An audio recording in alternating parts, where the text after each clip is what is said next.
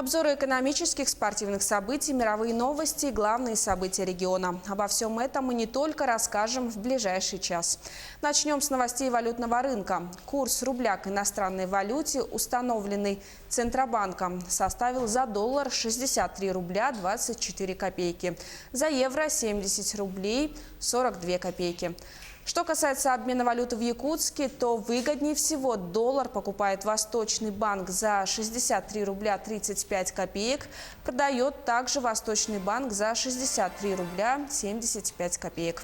По евро в покупке лидирует также Восточный банк, это 70 рублей 25 копеек, продает выгоднее всего все тот же банк за 70 рублей 65 копеек. Владимир Путин обсудил вопросы поддержки и популяризации русского языка в России и в мире. В Екатерининском зале Кремля состоялось заседание Совета при президенте по русскому языку. Глава государства усомнился в необходимости разделения подготовки преподавателей русского языка на бакалавриат и магистратуру.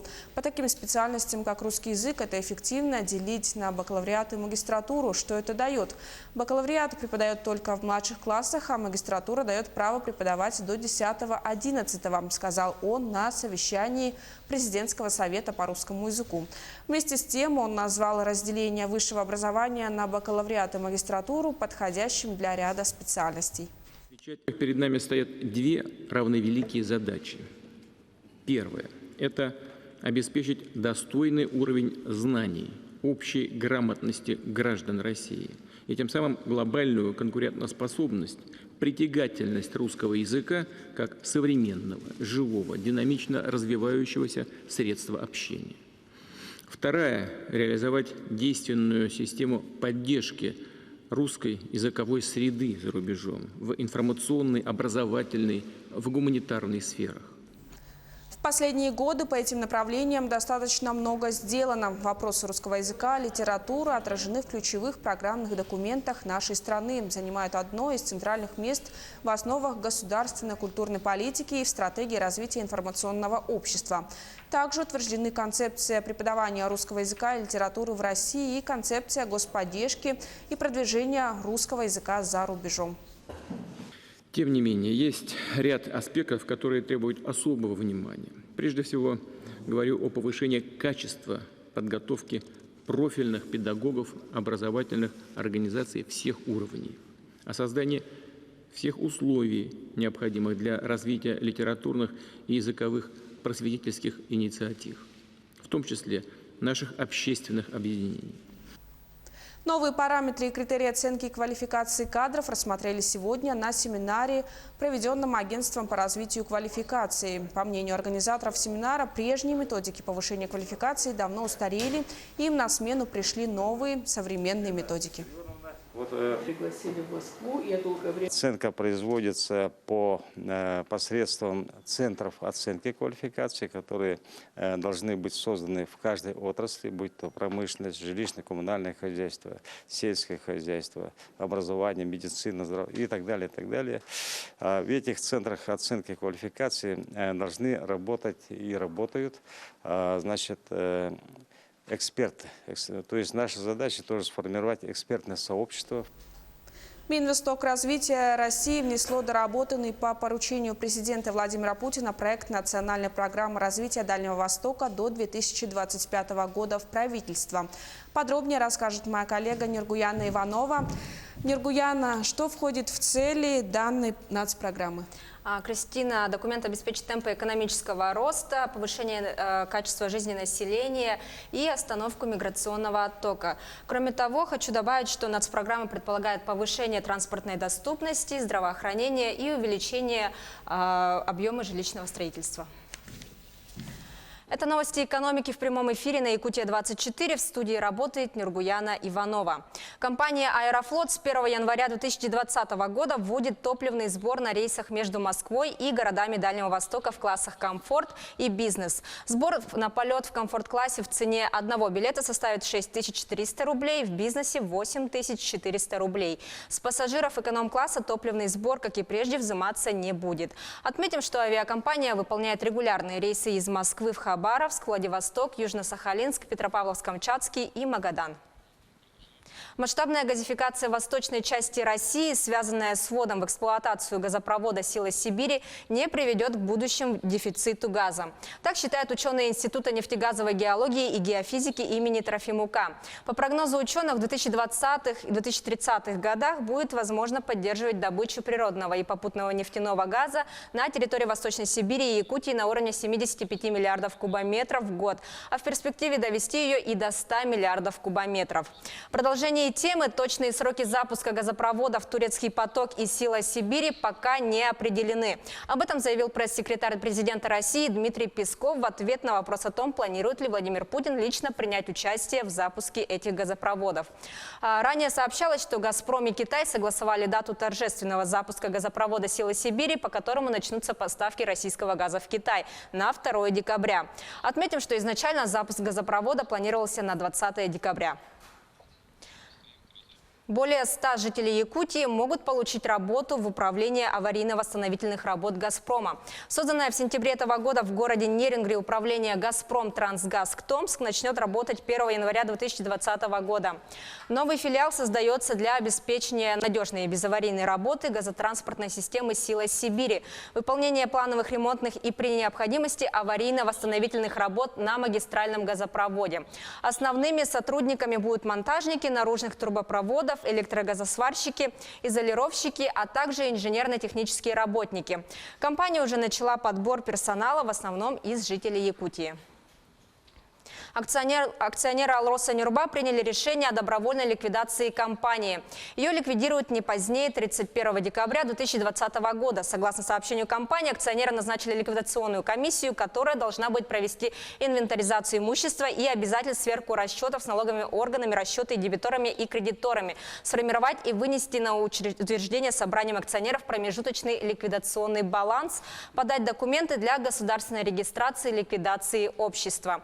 Кроме того, комиссии поручено передачу «Алроса» прав пользования участками недр и осуществить необходимые действия по переоформлению лицензий «Алроса Нюрба». В частности, будут переданы права пользования на 2 приобретенных в 1997 году участка недр.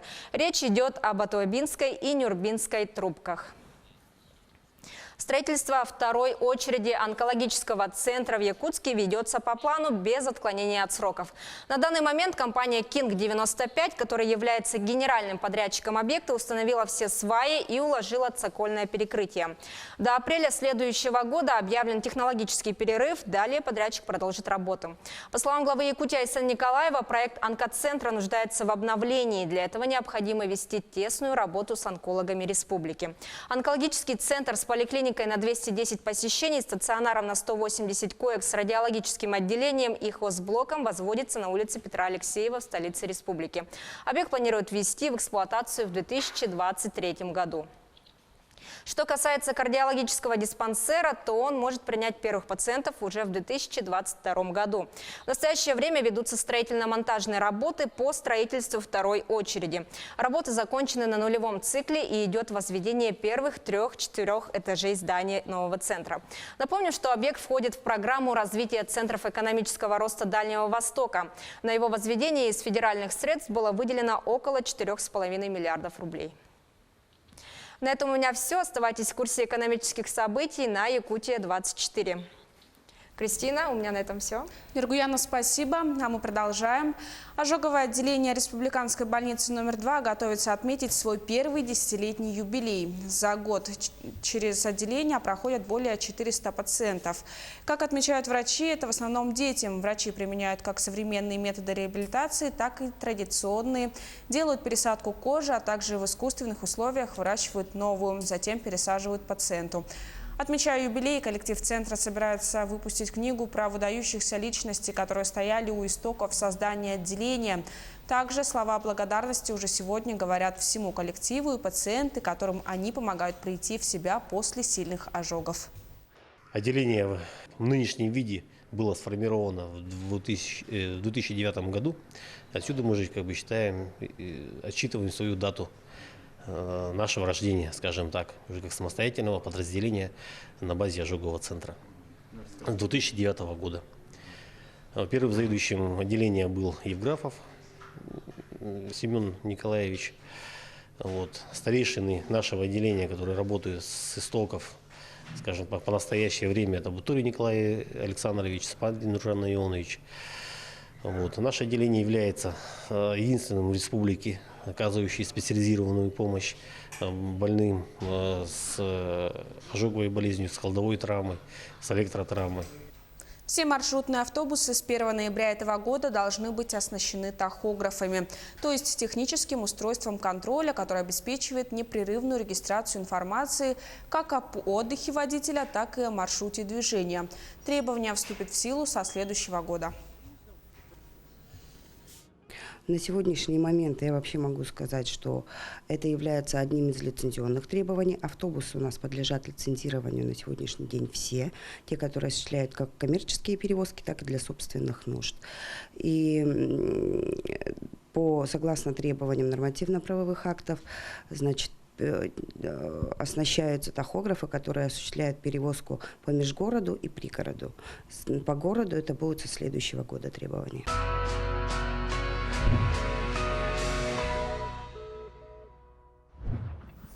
Иран заявил об очередном уже 4-м сокращении своих обязательств по свертыванию ядерной программы. Местное телевидение распространило кадры новых центрифуг на одном из режимных объектов. А президент страны Хасан Рухани выдвинул Европе ультиматум, рассказывает Роман Чуриков. Иран показал, как на деле выглядит сокращение обязательств по ядерной сделке. Пресс-служба президента страны распространила кадры, на которых видны 30 новых центрифуг для обогащения урана. Они находятся на ядерном объекте в Натанзе, том самом, который по условиям сделки со странами Запада должен, наоборот, сокращать свои мощности и находиться под наблюдением МАГАТЭ. Произошедший еще один шаг по постепенному отказу Тегерана от обязательств, которые он взял на себя в 2015 году. Тогда Россия, США, Великобритания, Китай, Германия и Франция договорились с Исламской Республикой о снятии санкций в обмен на сокращение ее ядерной программы. Однако 1,5 года назад Вашингтон решил в одностороннем порядке выйти из этой сделки. Тегеран выждал год и после этого начал постепенно отказываться от отдельных обязательств. Следующим шагом станет накачка газа в центрифуге, заявил президент Ирана Хасан Рухани. Но путь назад, по его словам, еще есть. Если европейцы снова начнут в полном объеме выполнять то, что они обещали, так же поступим и мы. Так что решение не является необратимым, как и все наши предыдущие шаги. Рухани добавил, что Иран дает странам Европы 2 месяца на возвращение к прежним условиям. В Брюсселе ранее выразили сожаление относительно решения Тегерана. В Вашингтоне заявление Рухани пока не прокомментировали. Но всего сутками ранее США ввели очередной пакет санкций в отношении высокопоставленных иранских военных. А 1 ноября под ограничение попал строительный сектор страны. Мавзолей Тадж-Махал на севере Индии страдает от атмосферного загрязнения. Для спасения памятника коммунальной службы города Агры используют очистители воздуха. Одно из чудес света, мавзолей Тадж-Махал в Агре на севере Индии, становится жертвой изменений климата и загрязнения атмосферы. Для спасения памятника истории, архитектуры и любви городские власти установили у ворот комплекса 2 передвижных очистителя. Они способны фильтровать 1,5 миллиона кубометров воздуха в течение 8 часов в радиусе 300 метров, говорит главный инженер муниципальной корпорации Раджив Кумар Рати. В умном командном центре города мы ежечасно получаем данные о тех районах, где происходит резкое увеличение содержания вредных веществ. Туда направляются мобильные установки для очистки воздуха. В Агре не иссякает поток желающих полюбоваться Тадж-Махалом. Ритурадж Самат Патил приехала из Дели, но густой смог не позволил ей ничего увидеть. С такой же проблемой столкнулся Хао, турист из Китая. Мавзолей постепенно теряет первозданный цвет и превращается из мраморно-белого в грязно-желтый. Правительство Уттар-Прадеша и администрация Агры пытаются бороться с экологическим бедствием. Комиссия штата по борьбе с загрязнением окружающей среды оштрафовала управление автострад за избыток вредных выхлопов. Дорожников и строителей обязали орошать водой объекты, на которых проводятся работы, и прессовать пыль. Коммунальщиков тщательнее убирать улицы, но принимаемые меры пока мало что дают. Энтузиаст железнодорожного сообщения проложил в деревне в Ленинградской области колею и построил паровоз. Протяженность маршрута пока составляет 330 метров. Но у инженера Павла Чилина и его единомышленников далеко идущие планы. Первая в России царско-сельская железная дорога от Петербурга до нынешнего Пушкина построена в 1837 году по указу императора Николая Павловича. Микроколейка, ее ширина 300 мм, проложенная уже в наши дни неподалеку, в деревне Ульяновка Ленинградской области, личная инициатива инженера Павла Чилина. Для него проект стал воплощением детской мечты. Когда мне было лет 10-11, я первый раз увидел в Литве узкоколейный паровозик.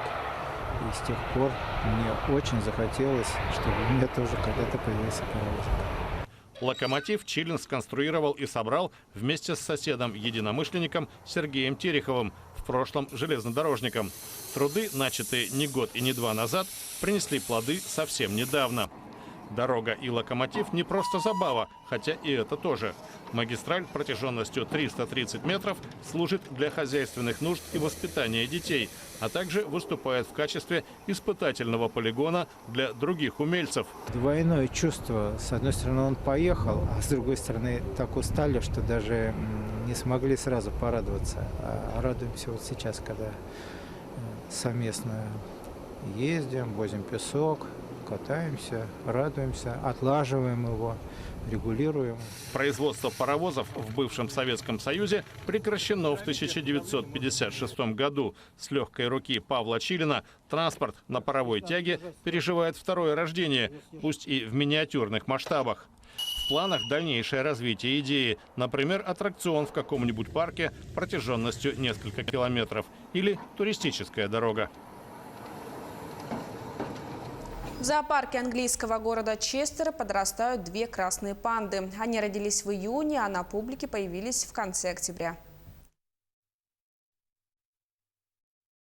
Публикуя этот ролик на своем сайте, зоопарк Честера извинился перед публикой за то, что ей придется смотреть самое милое видео из когда-либо появлявшихся в общественном пространстве. На этих кадрах два детеныша красной панды или кошачьего медведя. Другое название животных – огненная лиса, как интернет-браузер Firefox, или преисподняя, она же горящее озеро в китайской мифологии. Так переводится кличка самца – Ху-Хо. Его сестру зовут Тян-Тан, что значит «небеса» или «рай». Оба появились на свет в июне и несколько месяцев провели в боксах-гнездах под присмотром родителей Нимы и Кода. Теперь красные панды подросли и деятельно изучают окружающий мир. В процессе познания совершенствуют один из главных своих навыков – карабкаются по деревьям. Вид находится под угрозой исчезновения. В дикой природе в Индии, Бутане, Непале, Мьянме и на юге Китая популяция сократилась за последние полвека на 40%, до менее чем 10 тысяч особей. Зоопарк Честера участвует в международной программе по размножению этих животных в неволе. Это были мировые новости на Якутии 24.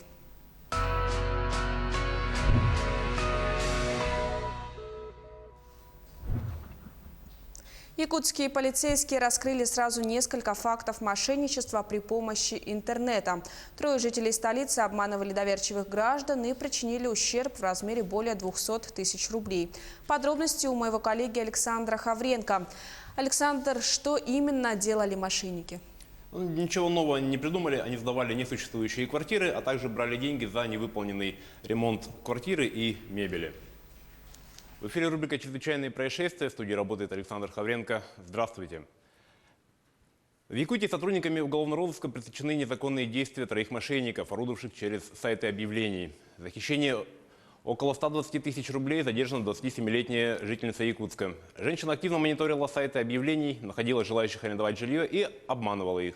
На данном этапе установлено двое потерпевших, которые пострадали от ее действий. Также задержан 34-летний мужчина, который откликнулся на объявление о найме рабочего по ремонту помещения. Как только жительница Якутска перевела ремонтнику деньги, он тут же пропал. На 55 тысяч обманул якутян 27-летний задержанный. Мужчина попросил предоплату за ремонт мебели и скрылся от потерпевших. В настоящий момент подозреваемый водворен в следственный изолятор. По всем фактам возбуждены уголовные дела по статье «Мошенничество». Общий материальный ущерб, нанесенный 5 потерпевшим, составил около 200 тысяч рублей. По заявлению прокуратуры Нижнеколымского района с осужденного взысканы средства, потраченные Фондом обязательного медицинского страхования на лечение потерпевшего. Установлено, что гражданин Д причинил потерпевшему тяжкий вред здоровью, и потерпевшему пришлось проходить длительное лечение в условиях стационара. Медпомощь была оплачена страховой медицинской компанией за счет средств территориального фонда обязательного медицинского страхования. Суд рассмотрел и удовлетворил заявление прокурора в полном объеме, взыскав с осужденного более 48 тысяч рублей, потраченных на лечение лица, потерпевшего от его противоправных действий. Прокуратура Нижнеколымского района направила в суд уголовное дело по факту кражи, совершенных с банковского счета. Местный житель обвиняется в совершении 2 эпизодов по статье «Кража» и «Мошенничество» с использованием электронных средств платежа. По версии следствия, обвиняемый воспользовался оставленной пожилым человеком банковской картой, снял с нее наличные в сумме 13 тысяч рублей, и в последующем с данной карты им на свою карту, а также на карту знакомых были переведены денежные средства в размере 9,5 тысяч рублей. Также при помощи карты подозреваемый совершал покупки на сумму свыше 3 тысяч рублей. Всего обвиняемым с банковской карты потерпевшего похитил 25 тысяч рублей. Утром 6 ноября на 5-м километре Хатаньярского шоссе загорелось здание, где располагается автосервис, магазин по продаже автотоваров, запчастей и бар-магазин. Крупный пожар сняли на видео очевидцы. По словам очевидцев, пожар возник в баре. По предварительным данным, при пожаре никто не пострадал. Виновник и ущерб устанавливается. Страшные лесные пожары в Калифорнии усиливаются год за годом. Прямое следствие глобального потепления, утверждают климатологи. Подробности рассказывает Елена Островская. Стоит ли винить глобальное потепление в усилении ежегодных природных пожаров в Калифорнии?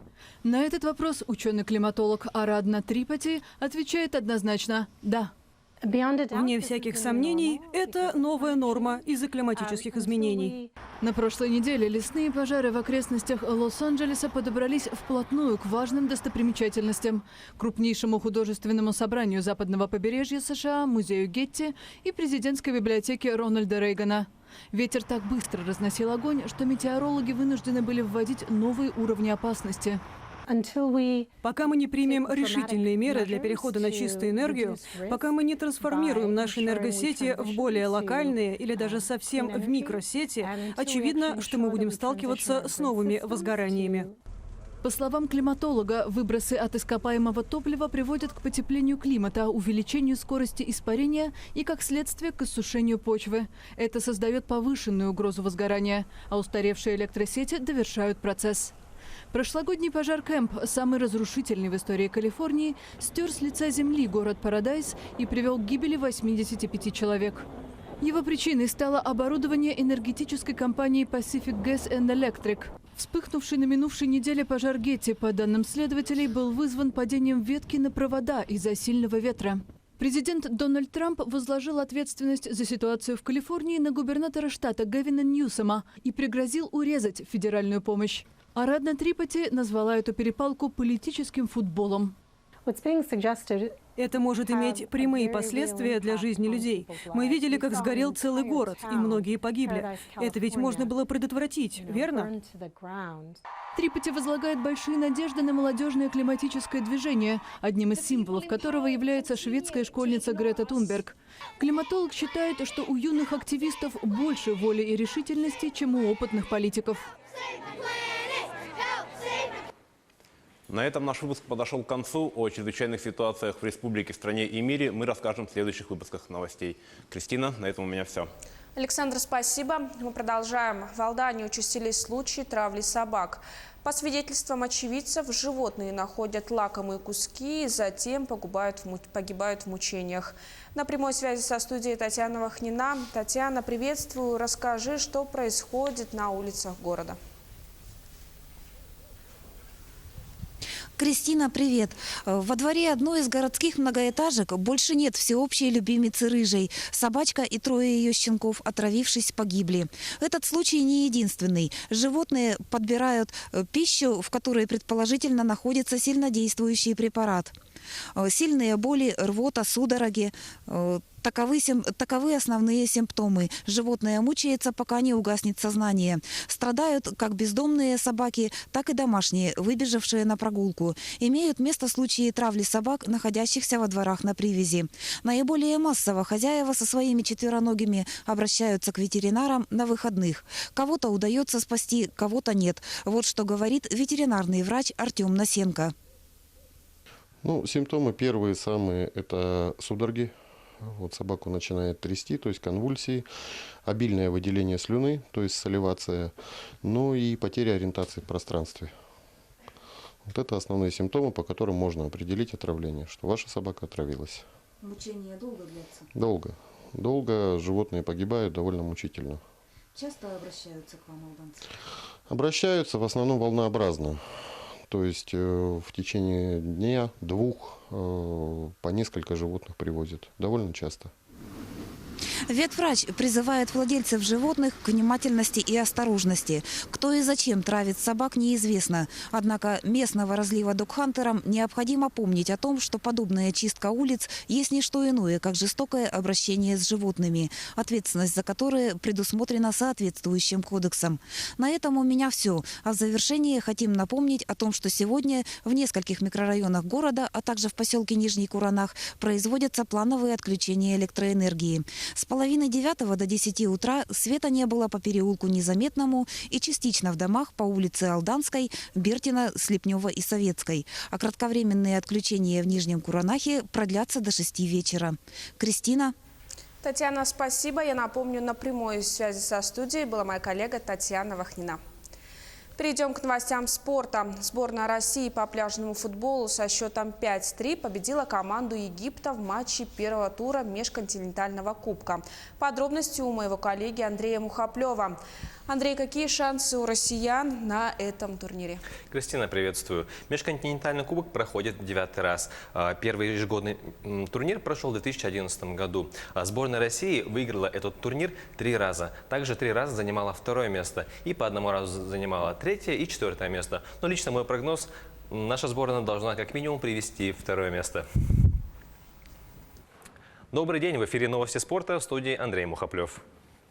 Билеты на поединок бойцов смешанного стиля россиянина Федора Емельяненко и американца Куинтона Джексона в Японии будут стоить от 4 до 63 тысяч рублей. Об этом ТАСС сообщили организаторы поединка. Бой Емельяненко-Джексон пройдет в канун новогодних праздников 29 декабря в Японии. Всего на счету 43-летнего Емельяненко 35 побед и 6 поражений в ММА. Еще один бой был признан несостоявшимся. Джексон является бывшим чемпионом абсолютного бойцовского чемпионата UFC. В активе 41-летнего американца 38 побед и 13 поражений. Сборная России по пляжному футболу со счетом 5-3 победила команду Египта в матче первого тура межконтинентального кубка. Турнир проходит в Дубае. Сборная России в группе «Б» противостоят команды Ирана, Мексики и Египта. Межконтинентальный кубок проходит в 9-й раз. Первый розыгрыш прошел в 2011 году. Турнир является ежегодным и традиционно проходит в Объединенных Арабских Эмиратах. Сборная России выиграла турнир трижды. 3 раза занимала 2-е место. И по 1 разу занимали 3-е и 4-е место. Соревнования завершатся 9 ноября.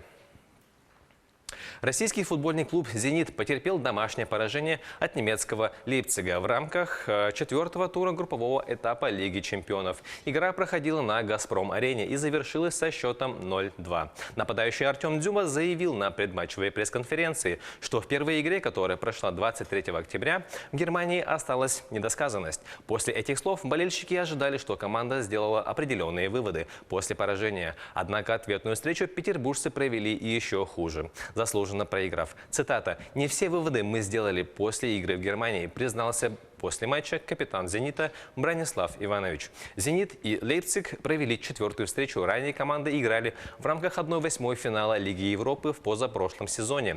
В первой встрече «Зенит» проиграл на выезде со счетом 1-2. А в ответной встрече была зафиксирована ничья 1-1. Игра с Лейпцигом стала 14-й для петербуржцев в Еврокубках против немецких команд. «Зенит» потерпел 6-е поражение. Россиянин Даниил Медведев на итоговом турнире Ассоциации теннисистов-профессионалов сыграет в группе с испанцем Рафаэлем Надалем. Жеребьевка турнира прошла во вторник. Медведев занимает 4-е место в мировом рейтинге. Он одержал 7 побед на турнирах Ассоциации в карьере. В нынешнем сезоне россиянин выиграл турниры серии «Мастерс», а также дошел до финала открытого чемпионата США, где в 5 сетах уступил Надалю. Кроме того, он принял участие в 9 финалах текущего сезона. Это лучший результат в мире, отмечает ТАСС. Надаль же занимает 1-е место в мировом рейтинге. В этом году призовой фонд турнира составит $9 миллионов. Чаще всех на турнире побеждал швейцарец Роджер Федерер 6 раз. Итоговый турнир пройдет в Лондоне с 10 по 17 ноября. Немецкая Боруссия со счетом 3-2 обыграла итальянский Интер в домашнем матче 4-го тура группового этапа Лиги чемпионов. В составе победителей дублем отметился защитник Ашраф Хакими. 1 гол на счету Юлиана Бранта. На счету Хакими 4 из 5 матчей немецкого клуба в текущем сезоне Лиги чемпионов. В следующем матче Боруссия в гостях сыграет с Барселоной 27 ноября. Интер в этот же день в Чехии сыграет со Славией. На этом у меня все. О самых ярких и важных спортивных событиях в Якутии и в мире смотрите в следующих выпусках. Кристина, у меня на этом все. Андрей, спасибо. С нами был наш спортивный обозреватель Андрей Мухоплев. Мирнинский клуб парашютного спорта «Феникс» стал обладателем 2 президентских грантов на сумму 1,5 миллиона рублей. Как проводят обучение и какие этапы надо преодолеть, чтобы стать настоящим экстремалом, узнавала Марферина Алексеева. Спортсмены-энтузиасты зарегистрировали общественную организацию парашютного спорта в 2014 году. В Мирном и раньше были парашютные клубы, однако из-за дорогостоящего содержания их расформировали. Стать покорителем неба – удовольствие дорогое. Аренда воздушного судна на 1 вылет стоит не меньше 200 тысяч рублей. Благодаря опытным спортсменам, для которых полет больше, чем хобби, возможность совершить прыжок для всех желающих мирнинцев предоставляется совершенно бесплатно. Ежегодно организаторы клуба участвуют в различных районных, республиканских и всероссийских программах и грантах. В этом году, будто подарок на 5-летие клуба, удалось выиграть сразу 2 президентских гранта. Средства были направлены на летное время и приобретение нового парашютного оборудования. У меня это общественная работа такая. Хотя многие удивляются, зачем мне это надо. Но как ребят готовить, с удовольствием занимаются, видишь, как они доходят до этого. Столько эмоций, потом просто сам радуешься за них. Мы занимаемся не просто так, готовим парашютистов, для себя, еще для чего-то. У нас военно-патриотическое воспитание, мы занимаемся молодежью в городе. Есть ребята, которые в ВДВ служили, приезжают оттуда, делятся своими впечатлениями. Естественно, это стимул такой большой. Занятия проходят в регионально-техническом колледже 2 раза в неделю. Стать учащимся клуба может любой желающий. Совершить прыжок можно строго после 14 лет. У нас физическая подготовка, то есть мы и бегаем здесь, и ноги разминаем, дыхание, все остальное, прыжки. Кто-то занимается укладкой, налистыванием парашютов. Кто первый раз занимается чисто только налистыванием, сами сначала показываем, потом они отрабатывают в подвесной системе до автоматизма, или, как говорят, еще мышечная память есть. Прежде чем ребята совершат свой первый прыжок, все отрабатывается в таком специальном полигоне. Здесь есть подвесная система и специальный тренажер для того, чтобы отрабатывать любые виды приземления, а также прыжок из воздушного судна. Многие приходят в клуб ради совершения 1 прыжка с парашютом. Но программа также предусматривает и доведение учащихся до уровня спортсменов. Это свободное падение и приобретение навыков управления, а также умение точного приземления и даже возможность совершить прыжок на скоростных и более маневренных парашютах. По 10 человек где-то в год доходит до спортсменов. Это, в принципе, для нас это нормально. В воскресенье и среду я каждый раз жду, не могу дождаться тренировки, потому что это как дом уже для меня. Я за этот год сделала 6 прыжков. И получается, сделаю их все на первоначальном куполе, на юниоре, на таком. А дальше я хочу пойти на спортивные купола и на более высокие высоты. У меня есть такая мечта, желание поступить потом в авиационный и уже учиться что-то в этом роде. После 3-го прыжка учащимся выдают удостоверение парашютиста, а после 5-го ученик становится полноправным спортсменом, и ему вручают паспорт и книгу парашютиста, где спортсмен в последующем фиксирует свои прыжки. За 5 лет работы клуб выпустил более 50 спортсменов. И около 400 людей осуществили прыжки и ощутили непередаваемое ощущение экстрима и радости полета. Марфирина Алексеева, Артем Алексеев, Мирный. И в завершении выпуска о погоде в крупных городах республики. В Алдане минус 19 градусов, ветер дует со скоростью 4 метра в секунду. В Ленске заметно похолодало, минус 21, ветер 2 метра в секунду. В столице Алмазного края в эти минуты минус 25, ветер дует 2 метра в секунду. А за окнами жителей Нерюнгри столбик термометра остановился на отметке минус 18, ветер в порывах достигает 6 метров в секунду. В Якутске прямо сейчас минус 18, ветер 3 метра в секунду. Наши корреспонденты продолжают следить за развитием событий. Оставайтесь на нашем телеканале и не переключайтесь.